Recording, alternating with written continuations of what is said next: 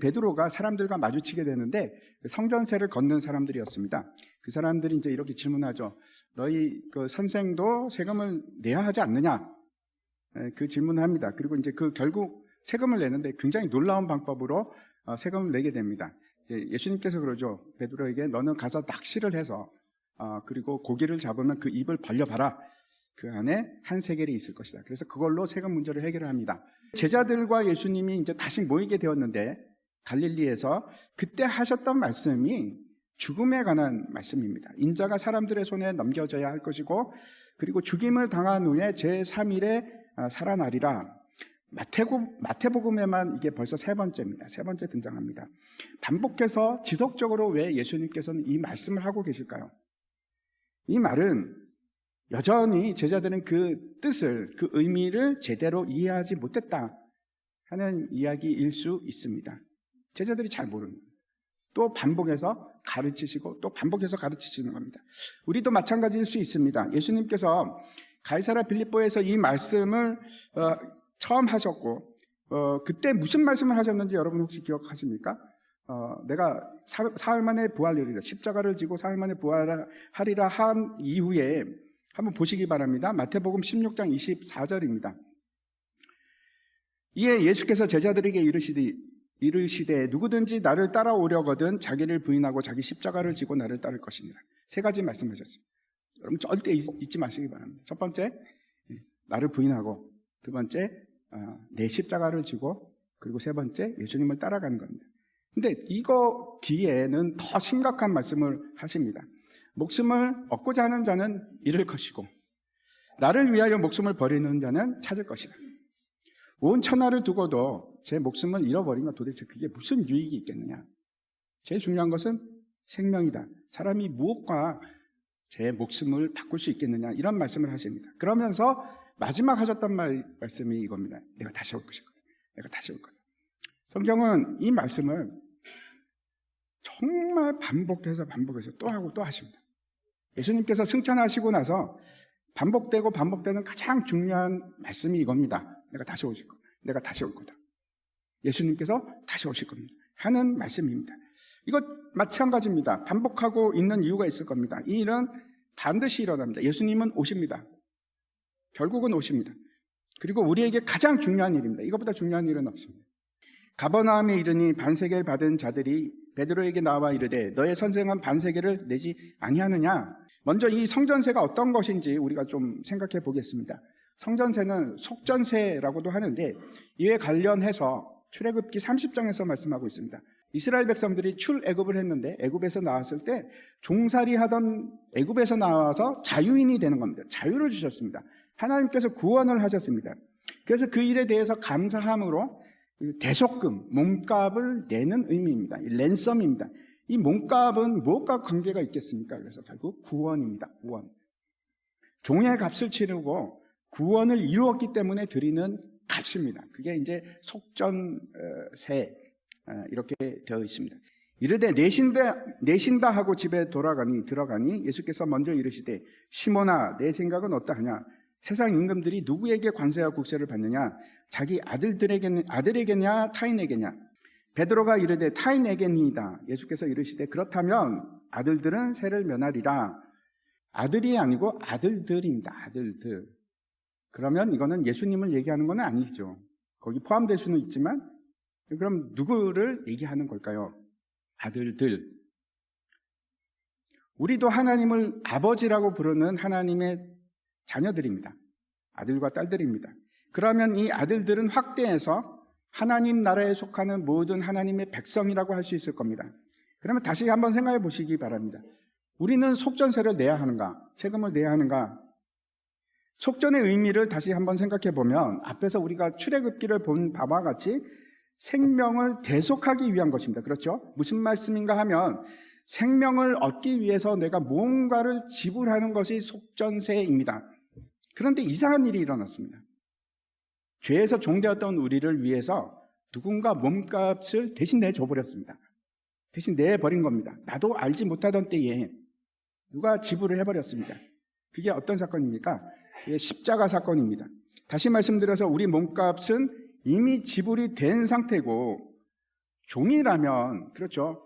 그 값을 치러야 합니다. 하지만 하나님의 자녀가 되었기 때문에 우리는 하나님의 아들과 딸이라서 종이 아니라 자유인이 되었고 자유함을 얻었기 때문에 더 이상 그 값을 치를 이유가 없습니다.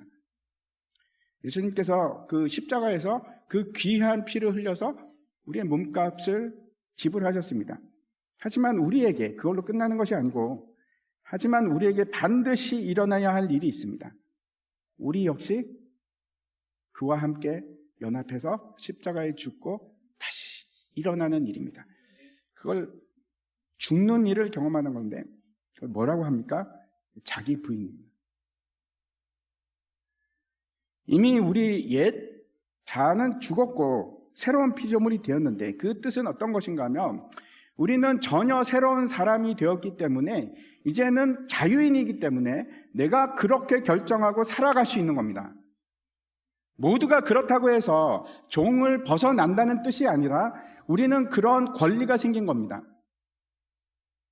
다시 죽고 살아날 수 있는 권리가 생긴 겁니다. 예수님께서 이 세금 문제에 관해서 결국 하시는 말씀은 돈을 내야 한다? 그게 중요한 것이 아니고 돈을 낼 필요가 없는 겁니다. 우리에게 세금을 걷는 것이 옳은가? 아니요, 그거 옳지 않습니다. 근데 진짜 중요한 말씀은 그 다음 절에 나옵니다. 그러나 우리가 그들이 실족하지 않게 하기 위하여 내가 바다에 가서 낚시를 던져 먼저 오르는 고기를 가져 입을 열면 돈 한 세개를 얻을 것이니 가져다가 나와 너를 위하여 주라 하시니라. 성전은 하나님의 집입니다. 그리고 그 하나님의 집을 위해서 하나님의 아들이 세금을 내지는 않습니다. 구원을 이루신 분에게 속전세를 내라? 그건 말이 안 되는 겁니다. 그럼에도 불구하고 뭐라고 말씀하시는 거예요? 너는 그 일에 순종하라. 그를 위해서 너는 그 일에 순종하라, 이렇게 말씀하시는 겁니다. 성경의 말씀의 핵심은 아주 분명합니다. 우리는 이 땅에 나그네로 살아가는 사람들입니다. 성경에서 심지어는 우리를 이 땅의 시민권자라고 부르지도 않습니다. 우리의 시민권은 어디에 있습니까? 하늘에 속한 자로 하늘에 있습니다. 우리는 그냥 거기를 지나가는 나그네들입니다. 다니엘에게 이런 일이 있었습니다. 그가 그 바벨론 메대로 넘어갔을 때 그 나라 이제 3명의 총리가 있었는데 그 중에 한 명이었습니다. 사람들이 그를 시기해서 이제 죽이려고 합니다. 죽이려고 해서 법을 제정을 합니다. 30일 동안, 앞으로 30일 동안 왕 외에 다른 신에게 절을 하거나 기도를 하는 자는 사자굴에 집어넣겠다. 이게 이제 법이었습니다. 다니엘이 어떻게 했을까요? 무시하고 기도합니다. 매일 같은 시간에 기도하다가 체포가 됐습니다. 다니엘이 어떻게 했을까요? 저항하지 않습니다. 그냥 받아들였습니다. 사자굴로 갔습니다. 우리가 살고 있는 곳이 바벨론입니다. 바벨론 땅입니다. 이 바벨론 땅에서 살아가는 우리들은 과연 어떻게 살아갈 것인가? 우리가 진리 가운데 있고 심지어 우리가 굉장히 도덕적이라고 해도 세상은 우리 편이 된 적이 없습니다. 우리 편이 아닙니다. 많은 사람들이 이 세상을 우리가 어떻게 해서든지 고칠 수 있으리라, 변화시켜서 더 나은 사회를 만들고 세상을 만들 수 있으리라, 그런 긍정적인 생각을 가지고 그렇게 합니다. 그리고 지금도 그런 생각을 가지고 있습니다. 그건 우리 생각이고 제 생각과 여러분 생각이고, 성경은 어떻게 말씀하고 있는가? 성경은 어떻게 말씀하고 있을까요? 더 나아지고 좋아진다고 말씀합니까? 아니요, 그렇지 않습니다. 엔트로피의 법칙이 적용이 된다고 말씀합니다. 점점 더 악해지고 점점 더 나빠질 것이라고 그렇게 말씀합니다. 우리가 세상을 변화시키는 것은, 그 방식은 힘이나 이해를 통해서 아니면 논쟁이나 논리를 통해서 극복하고 이런 것이 아닙니다. 복음으로 사람을 변화시키는 겁니다. 아무리 내가 억압하고 눌리고 찍어 눌려갖고 그걸 굴복시켜도 변하지 않습니다. 똑같습니다. 세상은 변하지 않습니다. 그렇게 갖고 변하지 않습니다. 변화는 어디에서 일어나는가 하면, 모든 사람이 하나님의 법을 진심으로 받아들일 때, 그때 그 사회가 변하기 시작하는 겁니다. 하나님의 법을 섬기기 시작할 때 세상의 법이 변화하기 시작하는 것이지, 그게 무력이나 힘이나 어떤 데모나 이런 걸로 되질 않습니다. 복음이 유일한 방법입니다. 성경은 하나님께만 복종할 것을 명하고 있는 것이 아니고 세상 모든 사람들에게 복종하랍니다. 정말 쉽지 않습니다. 친구가 나에게 잘해주면 내가 잘해줄 수 있습니다. 복종할 수도 있습니다. 그게 세상의 방식입니다. 근데 성경이 요구하는 것은 아주 급진적입니다. 그 친구가 나한테 잘못할지라도, 옳지 않을지라도, 싫어도 잘해주라고. 제가 이 복종에 대해서 생각을 하다가 결국 결론이 이겁니다. 어떻게 복종할 수 있을까? 자기 부인입니다. 자기 부인. 나를 부인하지 못해서 내가 여전히 살아있으면, 남아있으면 속이 상합니다.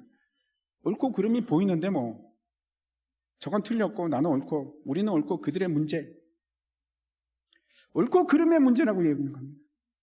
근데 예수님의 방식은 우리하고 전혀 다릅니다. 예수님께서는 옳고 그름의 문제가 아니라 생명의 문제라고, 구원의 문제라고 얘기를 하시는 겁니다. 구원의 문제입니다. 우리의 당하고 있는 모든 문제는 옳고 그름의 문제가 아니고 영원한 생명에 관한 문제입니다. 빌립보서 말씀 한번 보여주십시오. 너희 안에 이 마음을 품으라. 곧 그리스도 예수의 마음이니 그는 근본 하나님의 본체시나 하나님과 동등됨을 취할 것으로 여기지 아니하시고 오히려 자기를 비워 종의 형체를 가지사 사람들과 같이 되셨고 사람의 모양으로 나타나사 자기를 낮추시고 죽기까지 복종하셨으니 곧 십자가에 죽으심이라. 예수님이 하나님이신데 하나님과 동등됨을 취할 것으로 여기지 않으셨답니다. 포기하셨습니다. 그 권리, 자기의 주장과 자기의 권리를 포기하셨습니다. 그리고 어떻게, 그 다음이 중요합니다. 어떻게 되셨습니까? 사람보다 못한 종이 되셨다니까요. 이게 어떤 일인지 이해가 가십니까? 하나님의 권리를 포기하는. 근데 우리를 한번 생각해 보십시오. 우리가 막 우리 주장을 하지 않습니까? 우리는 우리의 인간됨을 절대로 포기하지 않습니다. 내 권리를 포기하고 나를 부인할 수 있으면 그때 우리는 복종할 수 있습니다. 예수님께서 그렇게 하셨습니다. 죽기까지 복종하셨습니다. 우리가 그때 아내에게도 복종하고 남편에게도 복종하고 내 자식들에게도 복종하고 내가 모든 사람에게서 자유로우나 스스로 모든 사람에게 종이 된 것은 더 많은 사람을 얻고자 합니다. 옳고 그름이 우리는 판단 기준이라고 생각합니다. 그건 하나님께 맡기십시오. 우리의 판단 기준은 생명을 구하느냐가 우리의 판단, 우리의 삶의 기준은 생명이에요. 생명. 그래서 우리 생각에 전환이 일어났으면 좋겠습니다. 우리는 지금까지 그 일을 위해서 살아왔습니다. 옳고 그름을 누가 잘났고 누가 못났고 어떻게 하면 내가 더 나아진 삶을 살 수 있을까? 이 세상은 어떻게 하면 더 나아질 수 있을까? 그게 우리의 관심이고 기준이고 진짜 그게 맞다고 생각해야 하는데 근데 예수님께서 그게 아니랍니다. 그게 기준이 너희의 기준이 아니고 너희의 기준은 구원이다. 영원한 생명이다. 이렇게 말씀을 하십니다. 그를 구원하기 위해서는 내가 구원을 받은 자가 되기 위해서는 나는 죽고 내 안에 사시는 이가 그리스도가 되는 그 일을 행하시기 바랍니다. 우리가 그 일을 이제 시작하는 거예요. 잘 안 되죠. 저도 잘 안 됩니다. 하지만 이제 우리는 그게 우리에게 달려 있습니다. 이제는 그게 옛날에는 불가능했는데 이제는 가능해졌습니다. 예수님 때문에. 우리의 몸값을 치르시고 우리가 자유함을 얻었기 때문에 나에게 자유가 있기 때문에 그렇게 할 수가 있습니다. 그 일을 행하시기 바랍니다.